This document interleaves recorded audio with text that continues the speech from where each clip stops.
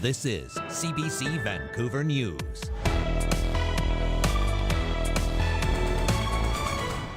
For late May, early June, yeah, we would have expected it to be a little warmer. The province is dry, so yeah, I mean, we could use water if it'll reduce, future fires. That's good. Love it or hate it, much of BC has been getting a soaking, but this rain not quite enough to make a dent where it matters most. Plus, and you can see where we stopped it down on the edge of the field because you can see where the green is that the embers didn't get across. It's all community members that came together. with thousands of Fort Nelson evacuees now back home, we hear the harrowing tales from some who stayed behind to protect their community. Also, we used to buy full containers and store them. Now we actually buy, pallets at a time because it's so volatile. olive oil prices tough to swallow. We find out how local businesses are handling the surging costs. Hello, I'm Tanya Fletcher. Thanks for joining us. Your umbrella may be getting a bit of a workout here on the South Coast. After an unusually warm and dry start to the month of May, we're now getting a soaking and temperatures are back to around average. But while the rain is nothing new here, the northern part of the province is still desperate for more. Saurabh Sandhu has that story. The rain jackets and umbrellas are out again. And despite a few warm weeks of May, the nip in the air is back. For late May, early June, yeah, we would have expected it to be a little warmer. I like the rain, so it's good for me. Yeah, I don't mind rain. Is it June already? Well, almost. The province is dry, so yeah, I mean, we could use water if it'll reduce, future fires. That's good. After a heavy downpour on Tuesday morning, Environment Canada is forecasting more rain for Wednesday and snow for higher mountain passes, including the Coquihalla. By Friday, we start to dry out a little bit, but as we get into the weekend and certainly into early next week, we are going to get back into a stormy pattern. Environment Canada says the cool and wet weather is not unusual for this time of the year. What we've seen in the latter half of May is switching from a dominant ridge pattern into a more active storm pattern with multiple low pressure systems impacting the province of BC. Last month, BC reported its snowpacks to be at its lowest since 1970, raising concerns of another drought season in the province. Probably about 200 millimeters or so of water deficit over the last year in a place like Vancouver. That's certainly a wet month or two will bring up that deficit. And for wildfires affected areas in northern BC, Campbell says significant amount of rainfall is needed for the impending drought situation to change. Some of the persistent drought up north, it really is almost a year of water that we're missing over the last couple. And so it's going to be a much longer term project to really build back up those water reserves. Environment Canada is forecasting more wet weather early next week. It says temperatures are expected to remain seasonal or below heading into the first week of June. Saurabh Sandhu, CBC News, Vancouver. We are learning more about the harrowing moments a wildfire crept dangerously close to Fort Nelson. A handful of residents ignored the evacuation order and rallied together to try to help save the town.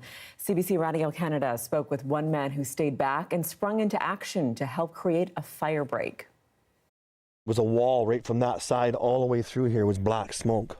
It was pretty disturbing to watch and see, and how fast it traveled. In the side about 5 hours, it moved about 15 kilometers. My name is Rick Seidel. Lived here my whole life, and I own a large construction company, and we've always offered our services that when there's an emergency, we're there for them.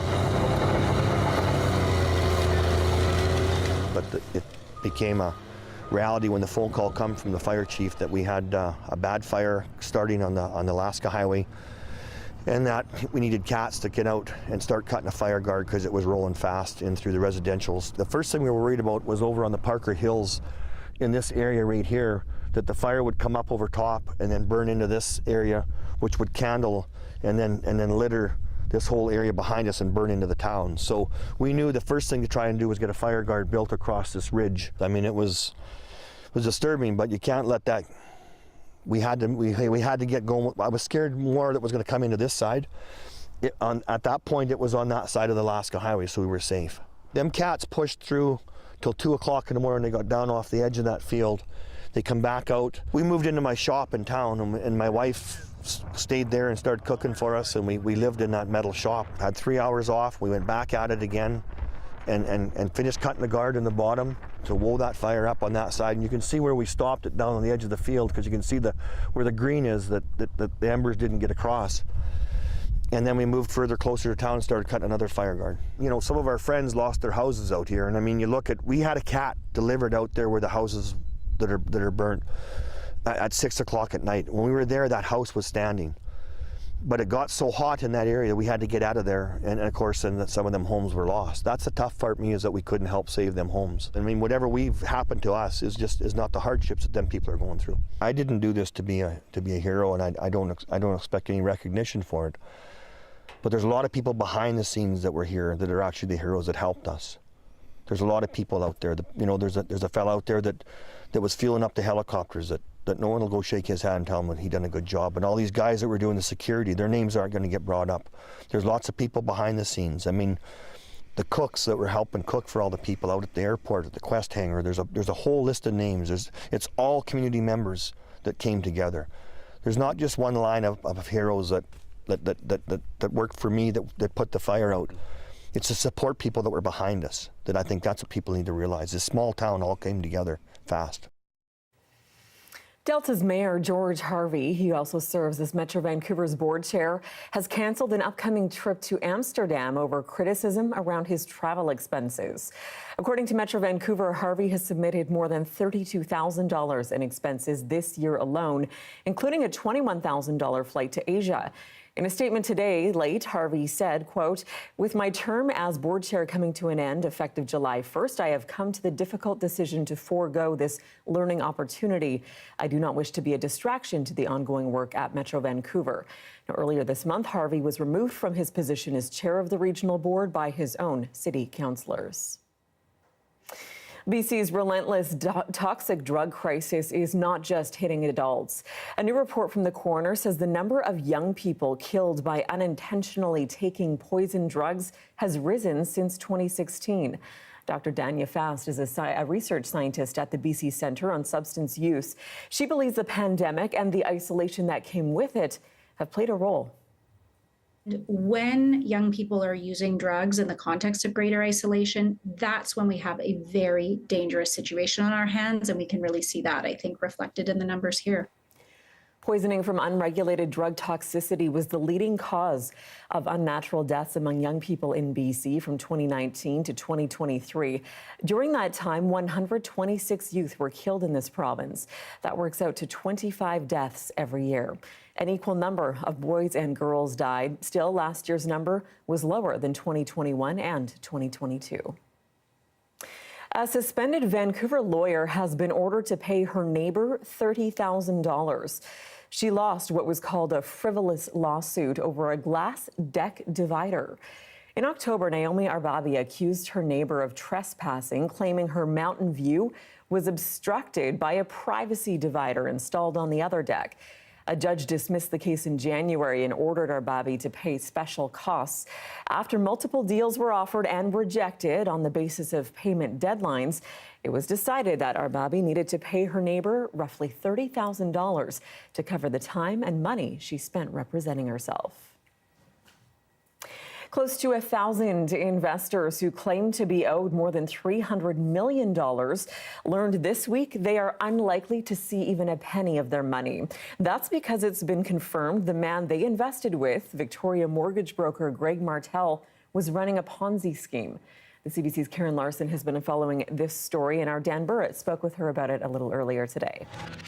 Karen, how was it that it was PricewaterhouseCoopers? How did they come to this conclusion? Right. PricewaterhouseCoopers, Dan, is the receiver and trustee in this case as it goes through bankruptcy court. And Greg Martel was found to be selling investments that didn't actually exist. Instead, he was taking investors' money and paying out people who had invested earlier in this scheme. This is between 2018 and 2023. So as you said, it's close to 1,000 investors. Over 930 is what the documents say, owed $317 million. million. They're unlikely to see a penny because Martel is missing. They're not really sure where the money has gone, despite doing this forensic analysis of his finances. He was last known to be in Dubai, but no one knows where he is. And what else have we learned from this latest report? Well, that he spent very lavishly on his lifestyle, private planes, a number of rental homes in Canada and the United States, vacations, cars, what else? Wine, watches, jewelry, millions and millions of dollars taken from investors and spent on that instead of this business that he was supposed to be running. Wow. All right, Karen Larson, thanks very much for the update. You're welcome. Appreciate it.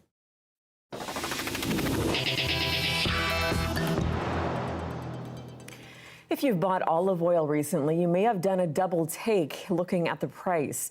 The surging costs are being blamed on climate change in Europe. Our Michelle Morton is finding out how some local businesses are dealing with it. Lisa Finaro has owned D. Oliva Tasting Bar in Vancouver for around 10 years. And when the last batch of olive oil she ordered went up around 20%, she says she had to raise her prices between $1 and $2 a bottle. It is getting harder and harder to find pure olive oil. So we pride ourselves on the fact that we keep our prices quite reasonable. Finaro isn't the only business feeling the squeeze. Olive oil prices have been going up because drought, heat, and wildfire impacts in Europe have devastated olive crops. In the past 3 years, the average price for 1 liter of olive oil in this country has more than doubled, from more than $6 in March of 2021 to almost $16 this year, according to Statistics Canada. Well, you know what? We're a family-run business here. I have my son who helps me, but I do this on my own. I don't have employees that I have to pay and that, so I'm really focused on trying to keep my prices down. Reno Chaffee says his market in Delhi has had to cut down inventory because prices have gone up between 60 and 70%. We used to buy full containers and store them. Now we actually buy, pallets at a time because it's so volatile. Right? The pricing is volatile, and we don't want to get stuck at buying, selling olive oil at $200 when they might go back down to $100. Chaffee says he was buying stock from south of the border, but has started to buy his oil direct from Italy again. Right now, it seems like prices are leveling off in Italy, or at least balancing with people that maybe have bought it at a better price. One olive oil expert has some optimism, saying some harvests are looking to be in good shape. But I mean, so far the flowering station is good. The temperatures are great. We have enough amount of rain. So far, knock on wood, it looks the best that it has looked in the past 4 years. But it's nature. He says people should see this as another wake-up call regarding the impact of climate change on the food we eat. Michelle Morton, CBC News, Vancouver. The group representing fruit growers in this province rallied in Osoyoos today. Concerns are mounting on the heels of several difficult seasons in the Okanagan. They say tree fruit and grape growers are bracing for further crop losses because of harsh weather conditions. The rally comes as the BC NDP caucus meets in that region. If you need to buy cherries, come straight to any grower or fruit stand. If you need to buy any type of fruits, go straight to the grower. It's been about 3 years of tough times now, and I would even say 4 years. And we are going to try and rally support from public. The group says since the deadly heat dome in 2021, trees and plants just haven't been the same. They're calling on the province to help with more substantial insurance and financial support. More than 1,000 Vancouver Whitecaps fans are formally demanding a refund. It follows last weekend's match against Inter Miami when the heavily promoted football legend Lionel Messi didn't actually play. They've signed an online petition now claiming they were misled and charged more than the game was worth in the end. Stars Luis Suarez and Sergio Busquets also didn't show up. Still, the match wound up drawing 51,000 spectators to BC Place. The Whitecaps have since offered free future tickets to anyone who bought a ticket to last Saturday's game. If you're looking to get outdoors more this spring and summer, you might want to set your sights on West Vancouver. A new park, thanks to land donated by the district, will make it almost twice the size of Stanley Park. The area that we're in has a network of recreational trails, both hiking and biking. and the area is now protected. So both groups will use it. Conservationists love this. Mountain bikers love this. The wildlife loves it as well because they'll have a large contiguous space to wander about. If you have just little sections of park here and there that are isolated, the wildlife can't move from one area to another. Well, the Vancouver International Children's Festival is taking over Granville Island this week, and none other than Fred Penner is one of the headline acts. The Juno Award winner has been entertaining families in this country for more than 40 years. He sat down with our Amy Bell of CBC's On the Coast to talk about his storied career. My task in life is to be honest and truthful to myself, and to create music that I hope will inspire and connect with an audience. And I'm still doing that. Yeah. Some of the themes can alter slightly, but it still is about the bottom line of understanding, of communication, of positivity, of love, of home.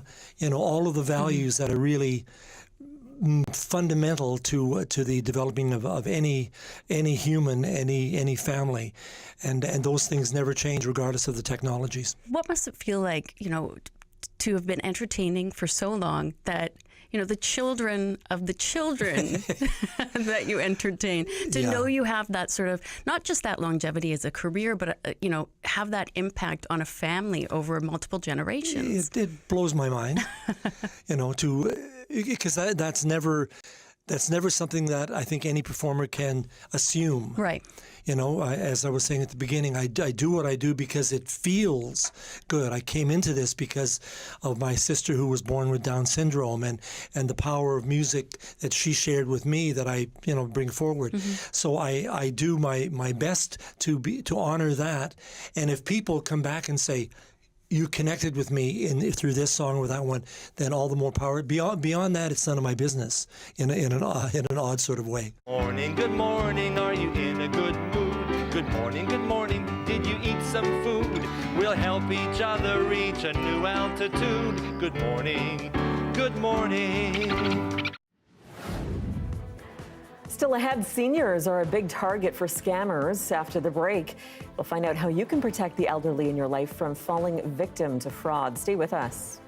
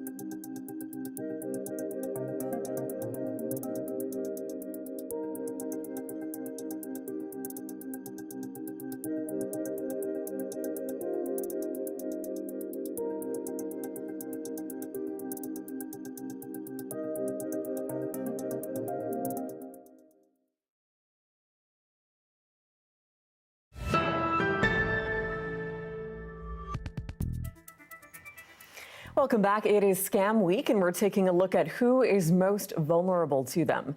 BC Seniors Advocate says financial abuse is the most common form of elder abuse in Canada, above psychological abuse and even neglect. Dan Levitt is BC Seniors Advocate, and he spoke with our Dan Bird earlier today about the most common ways scammers can con seniors out of their money. Well, typically what will happen is a scammer will contact a senior by phone or by texting or by email, and they'll be asking them to do something that involves them providing some currency, some of their financial wealth or some holdings to the scammer. And it's something that it can be devastating to a senior who falls victim to this type of fraud. We've heard this before, whether it's the grandparent scam or I'm in jail, please help bail me out. How often do you get reports of seniors in BC getting conned? We do get calls on a regular basis at our call center here at the Office of the Seniors Advocate. Over the past 5 years, we've seen an uptake of 58% more frequency of older adults being scammed. These are reports that the RCMP receives from seniors who have been impacted by scammers, and it's quite devastating. How much money are we talking about them losing? Well, it can be substantial. It could be anywhere from hundreds of dollars to thousands of dollars, depending on the kind of scam. And seniors are hit with affordability just like the rest of us. And it's even more severe for seniors who are on limited income. And if they get scammed and they have to part with some of that money, they're facing some financial hardships that are totally unnecessary. It's unfortunate that there's fraudsters out there and that these scams appear to be real. Seniors may appear more isolated, they may be more trustworthy, and they may be more available, unfortunately. And it's terrible when it happens to a senior. Here's a time lapse from our CBC tower camera earlier this morning. A few dry breaks, but otherwise those showers haven't been budging from the south coast, at least not yet. We'll see what's in store with the long-range forecast coming up next.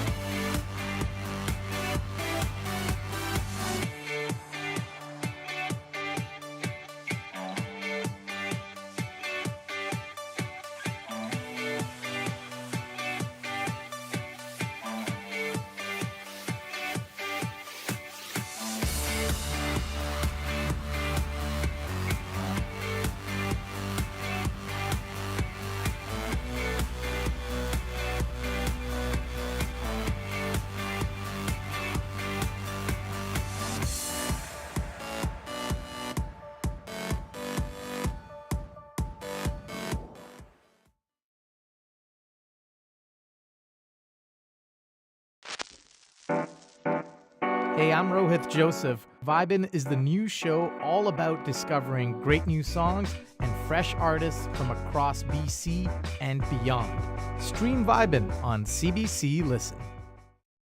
The weather update is brought to you by Direct Buy Furnace. To cool and clean the air in your home, call Direct Buy Furnace. Installing Trane, the most reliable heating and cooling brand.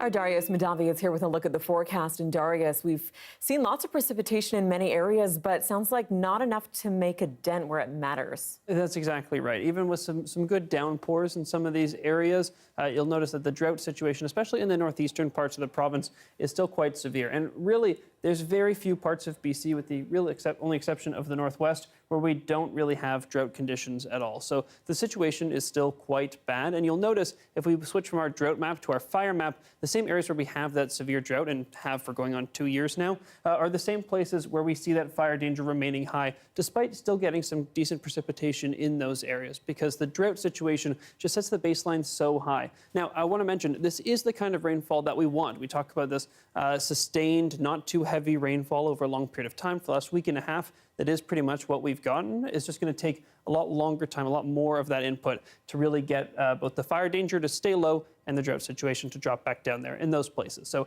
that's what we'll be watching out for in the days ahead. Now, there is some precipitation coming to the province, particularly here in the south. The north and central coast also getting a decent amount of rainfall, but you'll notice for the south coast, we are starting to dry up a little bit in the days ahead. Thursday and Friday looking a little bit drier, although we do have a wet weekend ahead. In terms of the temperatures, we're going to see those come up a little bit on the coast as we get later into the week, particularly on Friday is when those really have a decent jump. Across the rest of the province, probably a little bit below seasonal, especially in the north compared to where we've been the last couple days, but be aware that temperatures just sort of hovering around seasonal, dipping below, coming a little bit above at times, nothing too extraordinary.